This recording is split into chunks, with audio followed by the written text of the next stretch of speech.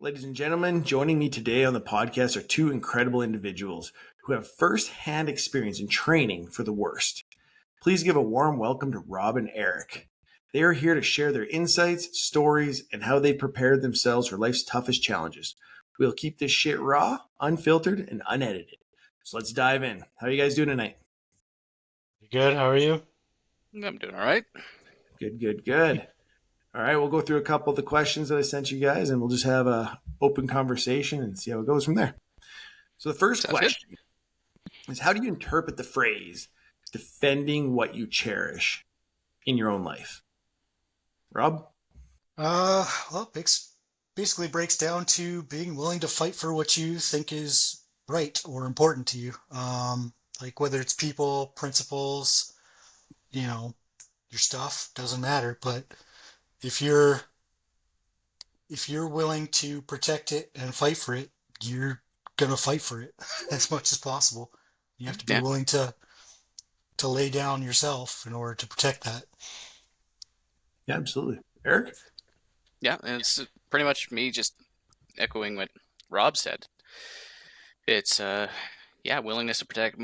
For me, it's more of an emphasis on family than anything else, because stuff can be replaced, but family can't, right? So that's where I was going to kind of ask you guys to expand what you're saying. Like, cherish. What does that mean to you? Oh, it's stuff that holds a meaning to you. Yeah. I mean, it could anything that. Oh, sorry. Go could ahead. be it could be stuff. I mean, the stuff that you acquire over a lifetime, you've done it for a reason. It expresses something to you. So that stuff that you surround yourself with ends up becoming an extension of you. Man, that's a really good way to put it. Yeah, exactly. Because there are those people that you can even look at right now. What was happening with the fires in BC, where they, even though there was an evacuation order, they would stay to try to protect what they built. Mm-hmm. It wasn't a person or anything like that. But it was something that they cherished. Absolutely. Yeah, it Right, could so- be anything from as big as a home or land or a farm or what have you to even just a small object that just has sentimental value. Could be an heirloom of someone that you held close. So Yeah, it's a concept. absolutely. And Well, yeah, I mean, sure. Some go people ahead. might just see it as an object, but it has that value because it's a constant reminder of that person and all those good memories that you have of them. Yeah, fair. I would add on to that and say, like, it's not just an extension of you, but I mean, it's a manifestation of the time that you put in to earn that thing as well.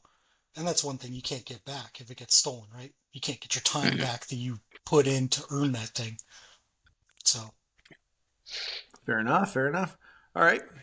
Can either of you, or actually I want both of you, share a personal experience where you guys had to train or prepare for like a really challenging situation? Eric, you want to go first? Sure. Yeah, it's most recent experience. Yeah, it was survival training. It was just you go out. It was way different than the standard survival training that you would mostly experience. Just like, hey, here's how to build a tent. Here's how, or a shelter. Here's how to build a fire. Build a snare. Where this one was like, yeah, you're actually doing it, and then we're going to leave you out in the wilderness for 3 days straight. Right now, now apply it. Right. So. Right. And do you Yeah. feel like you're better prepared for if something bad was going to happen? Oh yeah. Well, it's nothing beats practical experience and actually applying what you learned, and also being in that situation where you're by yourself and all you have to do is rely on yourself. And as well, you can it also gives you a better idea how you're going to react in that situation, and then figure out your weaknesses, and then you're like, okay, this is where these areas aren't really my strong suit. Now I can actually better prepare and ready myself for that inevitability if it does happen. Yeah. Rob? for me, it was basic. Get prepared for basic because not knowing what I was getting into with the military, I was working out 3 days a week, doing jiu-jitsu 2 days a week, and then watching a whole lot of Full Metal Jacket, thinking, if basic isn't this bad, it can't be that bad. Right. I'd say that was the most relevant experience I had. Now, do you guys find like the situations or the training or the things you've done throughout your life have prepared you for these random challenging acts that just pop out of nowhere? Right? Like, you know how a lot of people will freeze up or run away. Do you find that you're better suited to handle these challenges? Yeah. It's almost like an over preparedness, Yeah. which is better than being underprepared. Yep. Yeah. No, I agree. Hmm. Right. What are some practical ways someone, like if someone was to come to you and say, what is some practical things I can do to train for like a worst case scenario in my everyday life to protect the things that I cherish? Like what kind of pointers would you give? I'd say thought exercises. All you do is this happens, what do I do next? And after I do that, what happens next? What if that fails? This is what you pivot to. That's about the best thing you can do without actually practically training for it. And then the other part of that is actually practicing the scenarios real world. So yeah, Rob, you said it. You definitely said it best. It's just kind of go do those thought exercises for worst case scenarios, right? And then see how you were like, okay, could I handle this? Couldn't I not handle this? Could I use a tool that would have like, is there some tools that I could use to help me with that? And if I do have those tools, I'm going to have to train and learn how to use those tools, and go from there. But always start off with like just a bait, like start off the most basic point, I'd say. sure. Because in the two examples you guys gave just prior, they teach you like they teach you a lot of muscle memory things like survival. To make your shelter, to get your fire, to find water, right? You're not going to set up your lean-to somewhere where you don't have access to any of the things you need for the necessity of life. And same with basic. They teach you how to keep yourself alive in horrible situations. Now we're talking about just normal people, like practical ways that they can get ready for a worst case scenario in the city. Like think of that. Like what would you give them? Like what kind of point would you give them? Like I get the thought exercises, but there's got to be some other practical things that you could say if somebody was like worried, Training. I mean, the biggest thing is training. So if you have a lot of it would be self-confidence, right? So even like a self-defense class or some sort of martial art, you learn that, you gain that confidence, and it bridges that gap, because a lot of the fear that comes is from lack of confidence in how you'd react to a situation. If you have confidence in your abilities or how you'd react to something, then it makes things a hell of a lot easier. You could even do that, or even just try a little bit instead of just the standard camping, for instance. A lot of people go camping, they have the tent and they have all their gear and stuff like that. It's like, try to kind of cut down on some of the stuff that you don't really need, right? So like, okay, maybe I don't need like this big grill. Maybe I could, hey, you know what? Let's try cooking with over just a fire, and hell, why not practice making a fire with with a match instead of just using like lighter fluid and and a lighter, right? Just try to challenge yourself to make it a little bit more difficult, but then you start with those baby steps, and that's another way to build your confidence as well. Nice. Sure. Yep. Agreed. I'm gonna try to draw these answers out of you two. That's fair. And part of it is with you guys' experiences, which is great, is you have lots of experience. Both of you, two different things. But at the same time, what you see as practical or what you see as maybe easier muscle memory, other people have no clue. Right? Sure. Like they've never been in these situations. Nobody has had to do air crew survival training because they're worried about their helicopter crashing when they're just, a 9-to-5er in downtown Toronto. Mm-hmm. Nobody has had to prepare themselves for an infantry battle school because, they work at Tim Hortons. And I'm not saying there's anything wrong with those jobs. It's just that these are the people that are worried, right? They're the ones that have the anxiety of, economy shit. Things seem to keep going sideways, and people are looking for, how do I defend what I have? How do I step up so I'm not the one there with my hand out waiting for the government to come save me when there's no money left in the government. Well, that's the other thing. You track down people that have the experience that you want to gain, and you learn from them. Because a lot of this stuff, yeah, you could look up videos on YouTube and learn quite a bit, but there's something else for somebody who's actually done some of the stuff that you want to do and learning from like their practical experience. So connections to people that have Making what you want. community, right? Yeah, Yeah, yeah, absolutely. yeah. Rob, you stole my answer again. I was going to say the biggest one for especially in the city is again is community. Is not just yeah. There's a lot of things that you can do on yourself, but if you don't have that support network and people that you can team up and rely on, because it'll be intimidating by itself, but you have 4 or 5 or 6 people that you can rally, that you can come together, and you know that we can figure something out together, right? You're way better off, right? Yep. So, and I think that's especially a point important in the city where you can't get a lot of that practical training on your own.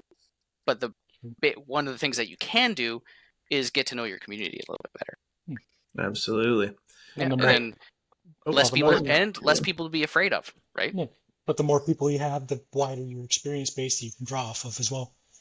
Yeah, Exactly. absolutely. And that's what I was trying to get at, you guys. The biggest, most practical thing I can think is that community, For sure. right? There are Pooling resources. even, yeah, exactly. You got to pool resources. If you're in an apartment building, have your building manager plan a fire drill, and then you get to meet all your neighbors. Yeah. Right? You'd have some angry ones, but whatever. Or right. if you get the, sorry, go on. No, go ahead, Eric. I was just going to add, I was like, or if you're lucky enough, community garden. That's another good one. I was just giving an example. Why are you hating on me? Nobody's hating on you. You're right. You can bond over your cucumbers. It's okay. Do you believe that being prepared for the worst can help alleviate anxiety or fear? Why or why not? Can it, or does it make it worse? It's like going into a test. If you're over prepared, you look at the test and you're like, oh man, I know all this stuff. All that fear just washes away. It could be the same way with an Yeah. actual real life situation, right? If you're over prepared and you run into something where it's like, oh yeah, I've done this a million times, all that stress just washes away. And yeah, you're able to go into that situation with a clear head and make better decisions. What about you, Eric? What do you think? Yeah. That's again, yeah, just getting the more you do something, the less you have to worry about the little thing. It's kind of going back to a point like last podcast where the more you do something, the less you have to worry about the little things, which saves up more brain power for more complicated or more nuanced problems that you may encounter. So, yeah, like just the more you do it, the little things become easier, and then the harder things actually become easier as well. Now I got a point for you guys. What about those tinfoil hat wearing, compound living, alienate themselves from society, food for 10 years, but they're so afraid of everything because they're so prepared? Do you think people can take it too far and allow that anxiety and fear to make them too prepared? It's possible, especially if you Yeah. dedicate your entire life to a bad situation. That can totally eat at you, for sure. I mean, like you can't stop living your life just because you're scared something might happen, right? Yes, Because then exactly. it's not really living. Yeah, No, exactly. you're Right. It's just absolutely right, Rob. you're creating your own prison at that essentially. Absolutely. Right, and a lot of the times it's more in your head than it actually is situational. Like you've convinced yourself that you need all this stuff, and you alienate yourself, and you go too far. No, it should be a backup, not the only plan. Yeah. You know, Perfect. Yeah, Good. exactly. you plan for the worst, hope for the best. Yeah, that's exactly it. That's what we do every time an Eric comes on here. What I do to you guys, I don't pick on you guys. What the fuck? Body shot. Oh, Eric, I'm just busting. Stop In your bullying. opinion, what are some things that people commonly overlook when it comes to preparing for the worst? I would say actually, if an individual buys a tool, right? Like, because like Amazon's the worst for that stuff like that. They're like, hey, here's this cool, crazy tool that you can use that's going to help you. It's like, yeah, you bought it. Now what? Right? Do you know how to use it? Right? Actually learn. Actually, don't waste your money on like just like the most expensive or fanciest tool because you think it's just going to help if you don't know that how to use the damn thing. Right? Eric, you're absolutely correct. Yeah, only buy a tool that will augment just help you just that little bit extra, augment your abilities already, right? So, or if you're going to buy a tool, research it and then learn how to use it to the best of its ability. I call that the American effect. You get the American troops with all the Gucci kit, but yet you get them out to the field and none of them know how to use it when it comes to a shitty situation. I need my Skittles and my MRE. What's going on? Their jacks are still in packing grease and they have no idea where the wrenches are. Rob, what do you think? What's something that's commonly overlooked when you're preparing for it? I think it comes down to that saying, no plan survives first contact with the enemy. What happens if the plan fails? Most people, once their plan fails, they kind of flounder. So you got to think of those other courses of action, right? Right. And yeah, absolutely. And a lot of people don't think that way. You're correct. People plan for, if this happens, this is where I'm going to go. This is what I'm going to do. But then you know what? That street's blocked off and they just freeze. Mm-hmm. No, you're absolutely correct. Oh, I didn't. You got to have more than one. Yeah, absolutely. So have you ever been faced with a situation you wished you had trained or prepared for more? Either of you? POQ. I can see the lack of leadership in you. Oh yeah, for sure. No, I was never planning on going on POQ because I didn't want to be them, They want you to do stuff. I never thought of myself as being in that leadership role. I always thought of myself as being the background guy.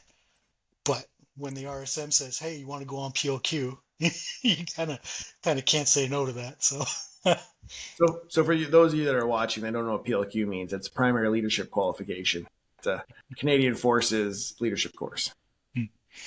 Yeah. So yeah, it's like a more intense basic. So, but yeah, we had just come off of an exercise, and then we're about to go on to Christmas leave, and PLQ started in January. So I didn't really have the time or the headspace to really prepare for it because I had no idea what I was getting into. But it ended up being okay because former training kicked in. You kind of just run on muscle memory, and kind of all turned out all right. So yeah, that was the big one for me. Sure. All the time. All I can say. Well, it just feels like that now for my training, like right now. No matter how well I think I've prepared, they throw a curveball at me, and then then you're kind of, I find myself stunned or kind of, it's like, nope, I don't know, let's move on, because there's so much going on that you don't want to waste kind of your time thinking about an answer when there's other stuff going on, when like you're hovering over an area and you want me to answer this bullshit question. Like, no, I'm going to operate this winch to get them up out of the area. Then we could deal with that later. And they're like, well, yeah, I would have given you a 4 out of 5, but I'm going to have to give you a 3 out of 5 because you didn't know. I'm just like, like meanwhile I'm like I'm task saturated at that point, right? So, and then it's like, then you get at, anyway, yeah. No, I'm gonna cut myself off there. It's interesting because the two of you knew kind of what you're getting into, but at the same time, even though you knew that, you still found yourselves where you didn't feel like you're prepared, right? So like, it isn't odd for people to be worried about not being prepared. Like, you can even know where you're going and still not be prepared. Yeah, and I think in those kind of situations, any action is better than inaction. So absolutely. So yeah. Anything's better than freezing up. Mm-hmm. All right. How can you train for the worst? Enhance what question did I ask you guys? How can you train for the worst? Enhance one's ability. Sorry. How can you enhance one's ability to defend what they cherish? Man. Okay. I have help writing these questions, and sometimes, yeah, okay, whatever. You guys, just answer the damn question. All right, blame someone else. Blaming everybody else. Yeah. All right. Yeah, they were. Well, yeah. Worst Fair. training for the worst. Should be Yeah. a comma. Enhance one's abilities to defend what Mhm. they cherish. So, Eric, let's go. You talked about family. Mhm. How can you enhance something to help you defend what you cherish? That What do you wouldn't, need to write it down? other than just that was a tough one because I didn't really want to go into focus on just like self-defense and everything like that. It's not just you training yourself to be in self-defense. It's also Right. training your family members and stuff like that. Even if they have like no interest, even them just giving them a basic understanding of it, and not only that, but encouragement as well. Don't make it seem like it's like a scary thing, because a lot of people get kind of put off by that. I find they're like, oh, or they just kind of dismiss it outright. It's like, oh, that'll never happen. Just like, hey, just give them a hypothetical situations, or just have a nice heart-to-heart talk about it. Or in my experience, I like taking people to the range. People that don't have a lot of experience with firearms, or who might be nervous around firearms. I like taking them to the range to make a little bit of noise and put holes in paper, just to show that it's not as scary as they think, right? And then on top of that, now they come out of that with that knowledge. You're like, hey, it's like I know, and that confidence, knowing that hey, I can use this, right? Yeah. No, exactly. That's So good. you're giving them that positive reinforcement with that task, right? And it sticks a lot better than somebody yelling at No, sure. or Rob? talking at you. I'd say again, preparedness. I mean, can't stress that enough. Really, if you're more prepared, you're more confident, and the more confident you are in your abilities, the more willing you are to fight for what you think is important. I think, and that kind of goes towards everything, whether it's fighting to defend your house and your family, or fighting to defend your principles against something that you feel is counter to your beliefs. Yeah, no, freaking bang on that one. Yeah, I always thought one for this when I looked at it before I actually read it. No, never mind. Was communication, right? A big one's communication, because you're going to get those family members that you do cherish that either aren't up on current events, they don't know what's going on, and you just keeping them in the loop and helping them understand what's going on helps alleviate a lot of that fear. Yeah.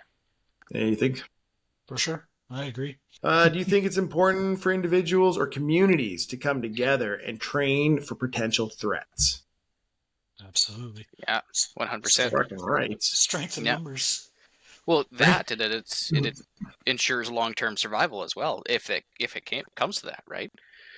So, and I kind of mentioned this before. We don't want to be turning into that society, which it seems like we're going that way, where we all have our hands out for somebody else to fix the problem. And it's sad that that's what's happening to the modern countries, like the Western world. It's what can somebody else do for me? I got my hand out. I need my JT bucks. Yeah. Yeah. No, that's it's go for it. you got to gain that independence, and with that independence comes that confidence for sure.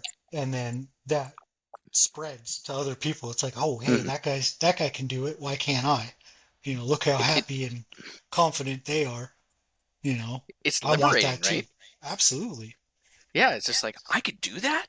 Like, it's that realization that like I could do that. I don't have to, be like have to listen to this guy or do exactly what this guy says, or wait for him to give me something or what have you, right? When like, wait a minute, I can do it myself and better, right? For sure. No, absolutely. Eric, it's like you were just saying about taking guys to the range.